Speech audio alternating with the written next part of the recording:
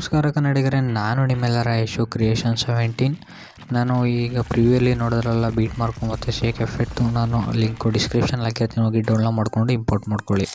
Video import ಮಾಡ್ಕೊಳ್ಳೋದು ಗೊತ್ತಾಗಿಲ್ಲ ಅಂದರೆ ನಾನು ಡಿಸ್ಕ್ರಿಪ್ಷನಲ್ಲಿ ವಿಡಿಯೋ ಲಿಂಕ್ನ ಹಾಕಿರ್ತೀನಿ, ಅದ್ರ ಮೇಲೆ ಕ್ಲಿಕ್ ಮಾಡಿಕೊಂಡು ವಿಡಿಯೋ ನೋಡಿ.